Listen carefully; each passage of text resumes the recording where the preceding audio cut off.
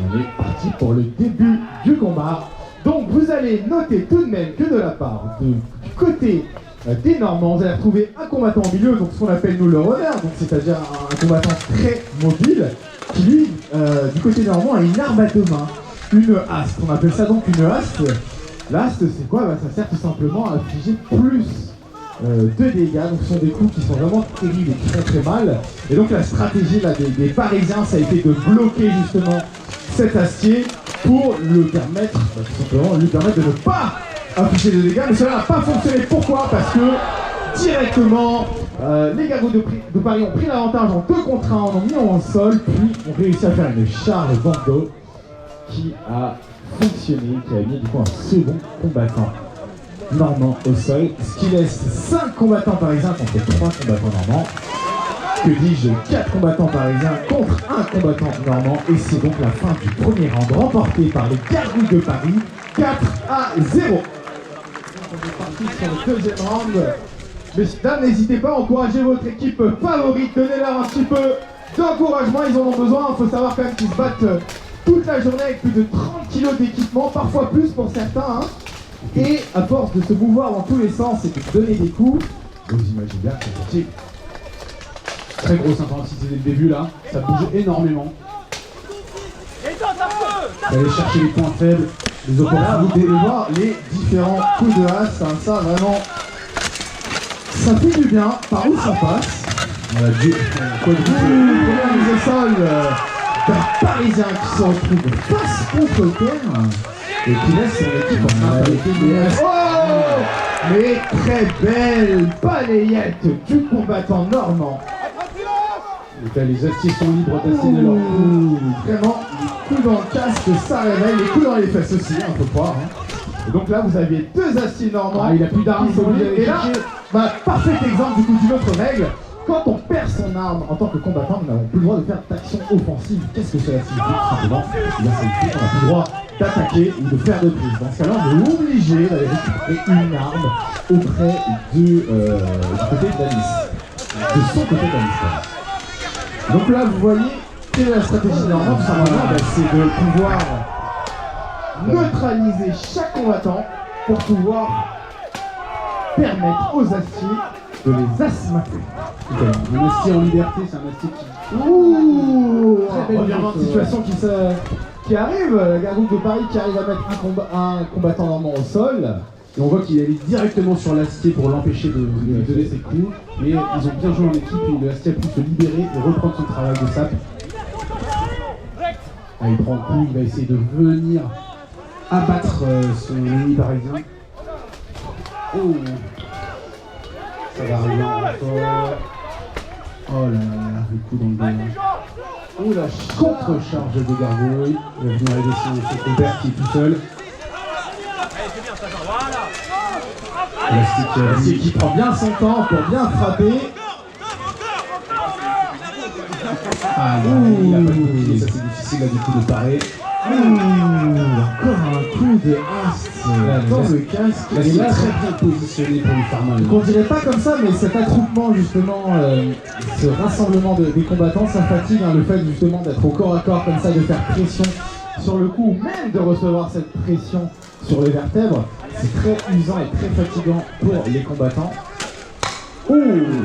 Alors, ça paraît impressionnant quand même de se prendre des coups dans le casque, là, vous me direz-vous, mais le casque est une partie les mieux couvertes et les mieux protégées de l'armure. Et souvent, ce n'est pas peut-être très efficace, ça dépend bien sûr des combattants et des types d'armure, mais le casque est souvent, la tête est souvent très bien protégée. Donc. Oui, le casque repose sur les épaules, donc en fait, c'est au moment où ça va vaciller, ça peut peut-être venir taper sur les cervicales, mais le coup direct, c'est pas comme à la boxe où on va venir sonner. C'est vraiment, il faut aller un très très gros coup pour sonner sur le casque.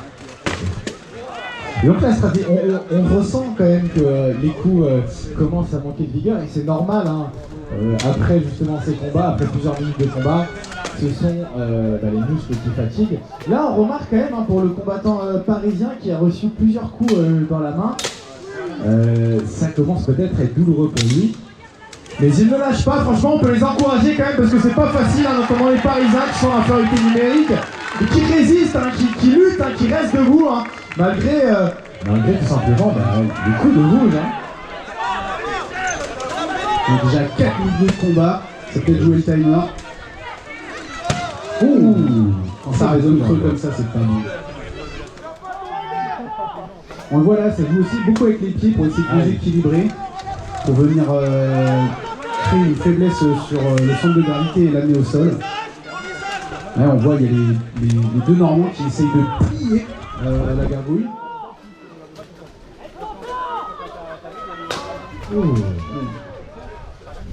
Là, nous avons un combattant parisien qui est en difficulté, hein, comme vous pouvez le voir. Au-delà du poids de son casque, hein, il y a quand même le poids aussi des deux combattants.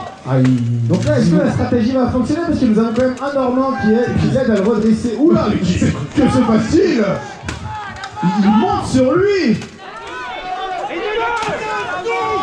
Imaginez la pression que le combattant parisien reçoit sur son dos. Ah là là là là. J'aimerais pas être là. Là, on voit que les squats fonctionnent. Hein. Les séances de squat donnent des résultats. Hein.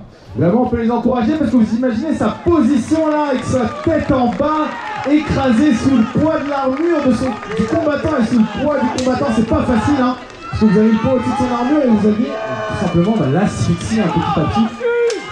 Ouais, et c'est une mise au sol réussie. Et c'est une supériorité numérique des Normands qui se retrouvent à 4 contre 2 Parisiens.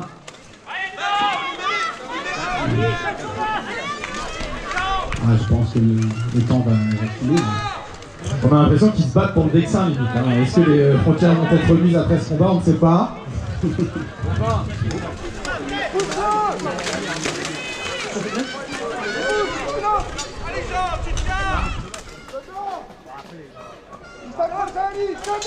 Et oui, l'acier là qui est libre du coup et qui est libre de frapper. Hein. Voilà, donc là qui vise justement la hanche, le dos, les vertèbres, les côtes aussi. Vraiment une zone où vous l'avez entendu. Et oui, ce sont des coups qui ne devraient pas être à sa place hein, parce qu'il est bloqué, donc il n'a aucun moyen de s'échapper et subit du coup la fougue des coups de la ski normand. Alors, bien sûr, mesdames et messieurs, le temps n'est pas illimité, il faut savoir qu'il y a un chronomètre qui est lancé sur chaque combat. Et donc ce sont 5 minutes par round maximum. Et donc parce que c'est les finales, les phases finales, du coup il n'y a pas de temps. Je m'excuse, effectivement, il est vrai. Merci de ce rappel. Donc il n'y a pas de temps. Le pied est pris, c'est peut-être ramener un déséquilibre. Alors là... ça tape sur les jambes là. Quel dommage. Quel dommage pour les Parisiens. Et c'est une victoire de ce deuxième round de 3-0 gagné par Normand. Qu'est-ce qui va se passer du coup, Robin, maintenant qu'on a une égalité sur les deux rounds? Est-ce que le fameux dicton de Paris, fluec tête net mergiture, va fonctionner ou non? Nous le saurons tout de suite. Voilà, c'est maintenant que tout se joue. Tout à fait, donc vous voyez, vous avez des coups d'armes, des coups de fauchon, des coups de hache. Voilà, ça se met des coups de pied ici. Ouais, des coups de pied, ça se jauge, donc là vous avez quand même des face à face. Du côté de la lisse, au fond de la lisse, vous avez donc les deux Normands face aux deux Parisiens. Il y a une que se passe-t-il? Oh, la petite charge du combattant parisien, va-t-elle être concrétisée? Les Normands sont reclus dans le coin là. Et oui. Ça joue sur les hanches. Et encore une autre charge du coup qui rééquilibre au niveau du nombre. Il y a un Normand qui est en difficulté, hein, juste. Ça fait mal. Et oui, là, il est vraiment à deux doigts. Il tient vraiment, c'est le mental. Tout le poids de ses coéquipiers dessus là. Donc là on est sur beaucoup de corps à corps. La première mise au sol réussie pour les gargouilles de Paris. Et donc, qu'est-ce que ça signifie? Ça signifie tout simplement que ils sont deux combattants parisiens contre un Normand. Et donc, l'Astier est libre de pouvoir frapper, comme vous pouvez le voir. Et là, ça va. Un Astier qui n'est pas gêné comme ça, il va mettre au sol. Et donc, il a fonctionné, hein, comme je vous le disais. Hein, un Astier tout seul, c'est très dangereux. Ça fait mal et ça permet de créer une différence. Double mise au sol. Il ne reste plus que deux Normands face à 4 Parisiens. Donc là on est sur un double 2 contre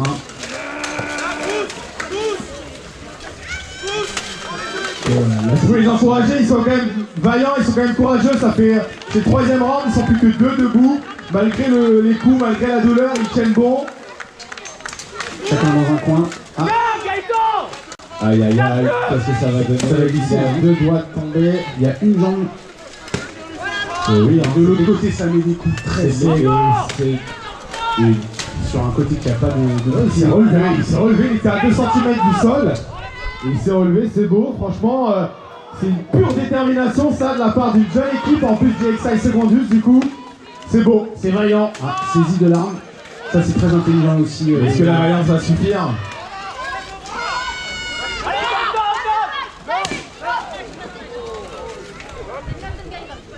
Ah, c'est donc un abandon de l'équipe normande et c'est donc un round remporté par les Gardiens de Paris 5-0 qui signe du coup la victoire des